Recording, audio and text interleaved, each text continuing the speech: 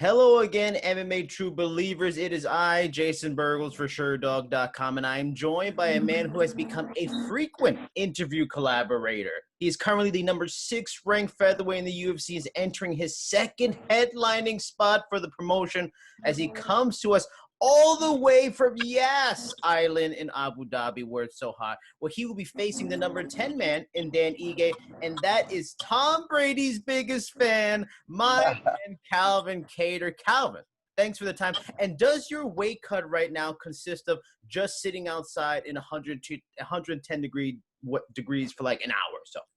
Pretty much, man. I'm thinking, first of all, what an intro. Thank you for that. And, yeah, shit, man, it's hot out here. I'll tell you. I'm already sweating doing this interview. We're out here at Fight Island, like you said. F1 racing cars in the background, excuse the noise. And these birds out here going crazy. It's crazy, man. It's like Fantasy Island meets UFC. That sounds pretty fucking awesome. Now, my preference is to ball bust about the Patriots and such, but I won't this time.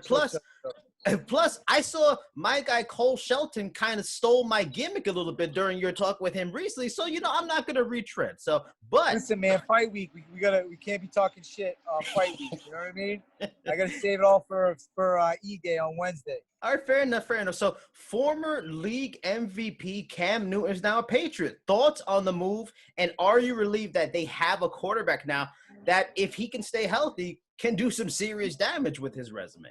Yeah, you saw what Lamar Jackson did, and we got Bill Belichick coaching camp, so I'm pretty happy with that. And I like his mindset a little bit. He said, all I know is work, and they gave up on him, and I feel like I can relate to that mindset, So I'm excited to see what he does. He's got an opportunity to go out and prove himself, and we'll see what he does.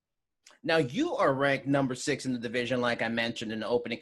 Dan just moved into the 10th spot after his win over Barboza. A thought could be that this fight is maybe a lose-lose for you, that as number 6, you should strategically aim for a top 5 guy, especially since you fought in May, which wasn't that long ago. What made you willing to take this fight? Was it from sort of, undisclosed financial gains that come with being in a main event? Was it because you know how finite the time in this game is, so you want to maximize it, keep work, and make that money, just keep doing it? Like, what made you take what some might consider a risk for you?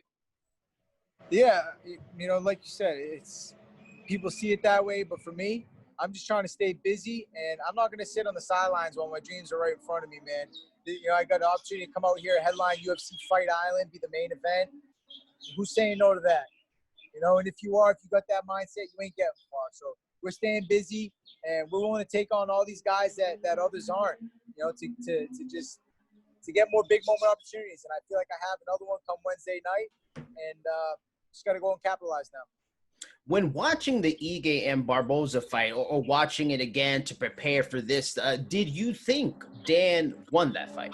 I thought it was really close, but I think Barboza got the edge.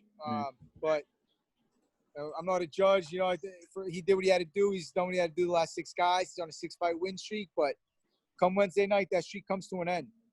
It could be said that Dan may not be as talented as your last 2 opponents in Zabit and Jeremy Stevenson. Even his last 2 wins over Bektik and Barboza were close, split decision victories. He doesn't have that, resounding win over a name like you do over Jeremy Stevens, over Ricardo Lamas. Plus, he is known as a striker, but he actually has more submission finishes than knockouts. Why should folks at home, when they watch this on Wednesday, feel Dan is as dangerous as your last 2 opponents? And where would you say here and now, in your mind, this is a far more winnable fight than those last 2 guys? That's the problem. I think a lot of people overlook Dan, and I think a lot of people overlook me in my career. I think we're similar in that fact. No one expected us to be here in the main event, and here we are. We got a lot to prove. 2 young, hungry, up-and-coming competitors. This makes for a great fight. And come Wednesday night, I'm going to show why I'm the better fighter.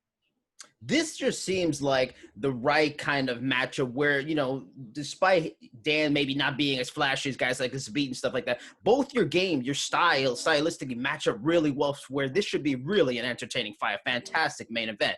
But over in his camp, what do you think him and his coaches are saying is the way to beat you? What do you expect him to bring to make life difficult specifically for you on fight night? Yeah, honestly, I'm not really worried about what this guy's gonna do. I'm more worried about, you know, my game plan, what I'm gonna do to him. That's really it. It's going out there, being the best Calvin Kattar, and the rest is gonna fall into place.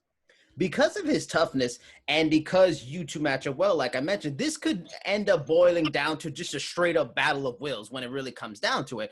I asked him about this, and he said he's ready to test his will against any man on this planet. Now, people in the know understand Hawaiians, especially Hawaiian fighters, could be some tough some bitches. But when it comes down to it, can that Hawaiian warrior spirit stand up to the down and dirty northeastern grit and Boston toughness that you have? Yeah, he might be willing to test my will, but I'm going out there and going to test his chin. Fair enough. Fair. There should be like a perfect exclamation point on that answer. Hey, I mean, that's it, man. There's a lot of talkers in this sport. I go out and prove it.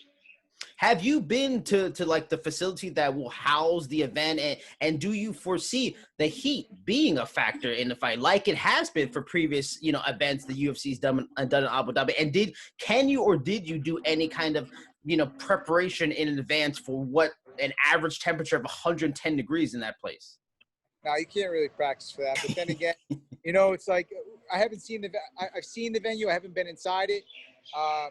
As far as the last event was concerned, I think they had AC troubles, and it was packed with an audience, you know, so that's going to eat up some of that AC. So as far as I'm concerned, anything I'm going to have to deal with come fight night, he's going to have to deal with too. And I just feel like I deal with diversity better than these guys. Now, as warm as it is in the Northeast, and people know Northeast can get pretty humid and stuff like that, but when you get off the plane in Abu Dhabi, do you feel like an ice cream melting in a summer day? Is it a big difference? Is it like, what the fuck just happened? I mean, in an oven? What's going on? Is it that hot over there? That's pretty much pretty much how we felt getting off that plane, man. It's hot, but you acclimate a little bit. You know, I kind of feel for the other guys that were fighting tonight, because I believe most of them showed up the same day I did. So I was happy to just get a couple extra days out here, settle in.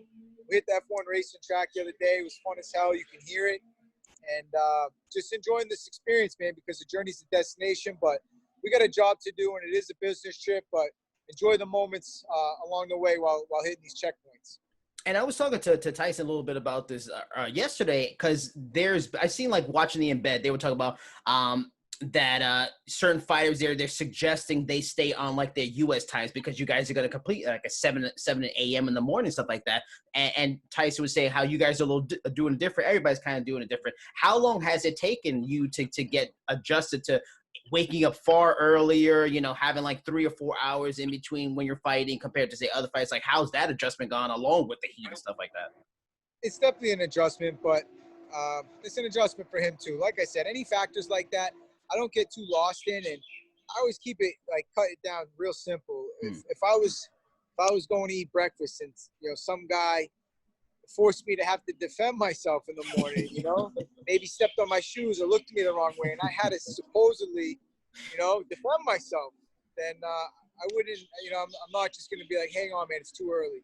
You know, it's like, I'm not ready. Let me get my coffee first before I kick the shit out of you. You know, it's like, listen, man, you could sweat the small stuff, or you could just, you know, worry about the big things, and everything's going to work itself out. Once I step foot in that octagon, I'll be right at home. So is that confirmation that back in the day, Calvin Kattar was the kind of guy, if you scuffed his new Nikes, you might get fucked up? I mean, I don't know, man. It depends if it was by accident.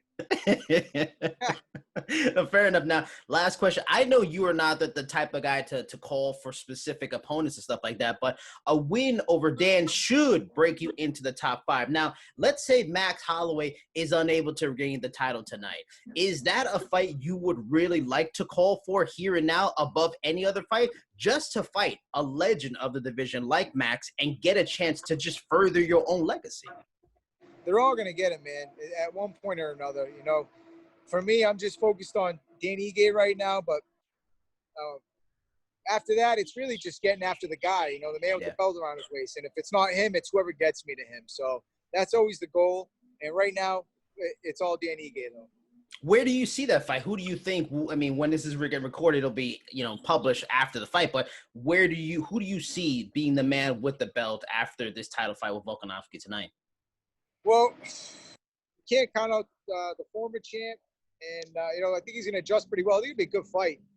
But as far as the division's concerned, it'd be nice to see Volkanovski get the job done this way. It doesn't hold up the championship fights, you know, too long. But whoever gets the job done tonight will hopefully be deserving, and it'll all work itself out, man. Like I said, I don't focus on what ifs and hypotheticals. Anything can happen.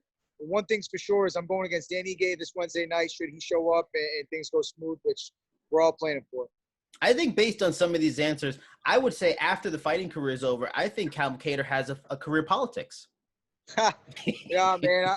I don't know about politics, man. That's a little heavy for me. You want to talk about man? No, hell no.